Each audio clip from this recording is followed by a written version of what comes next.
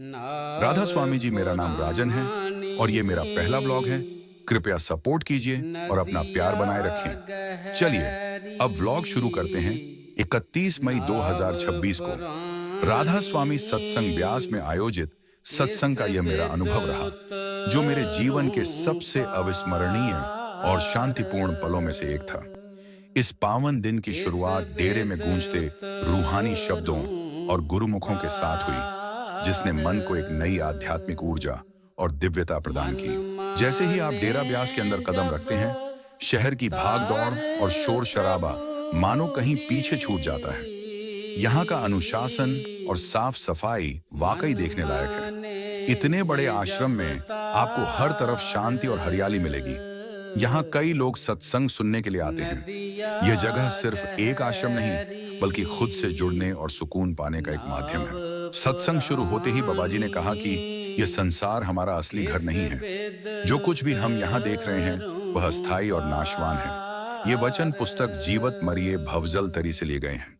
यहाँ कुछ भी स्थायी नहीं है। इस संसार की कोई भी चीज मौत के बाद किसी के साथ नहीं जाती। चाहे हमने इन वचनों को बहुत बार सुना है, फिर भी हम अपने जीवन की दौड़ धूप में ही लगातार मसरूफ रहते हैं। हमारा सारा ध्यान इसी में लगा रहता है। अगर हमने अपने इस रवैये को न बदला तो एक दिन हमें निराश और मायूस होना पड़ेगा। इसीलिए संत महात्मा हमें चेताते हैं, जागो, ये जीवन अस्थाई है। समझदार बनो और अपने ध्यान को उस चीज में लगाओ जो चिरस्थाई है, जिसे सारी संगत बबुक होगी। इस सत्संग में मुझे यह गहराई से समझने का मौका मिला कि कैसे अपने दैनिक जीवन में आंतरिक शांति प्राप्त की जा सकती है। शब्द के दौरान मन को जो गहराई मिली, उसे शब्दों में बयां करना मुश्किल है। यह सत्संग हमें सिखाता है कि कैसे सांसारिक मोह माया से ऊपर उठकर भीतर की सच्चाई, सत्य से जुड़ा जाए।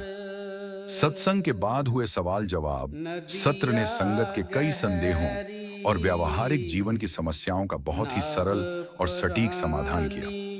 यह हिस्सा उन लोगों के लिए बहुत प्रेरणादायक था जो अपने आध्यात्मिक पथ पर आगे बढ़ना चाहते हैं। यह दिन केवल एक दिन का सत्संग नहीं था, बल्कि जीवन जीने का एक नया नजरिया था। मैं अपने इस पहले ब्लॉग के माध्यम से यही कहना चाहूंगा कि जब आप इस रूहानी माहौल का हिस्सा बनते हैं, तो आपको अपने भीतर एक असीम शांति का एहसास होता है।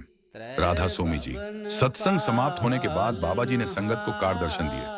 हर चेहरे पर खुशी और आंखों में श्रद्धा के आंसू साफ झलक रहे थे। ऐसा लगता है जैसे सारी दुनिया के दुख पल भर में दूर हो गए हों। इसके बाद संगत के लिए शब्द सुनने और सवाल जवाब का कार्यक्रम भी हुआ, जिससे बहुत सी शंकाएं दूर हुई।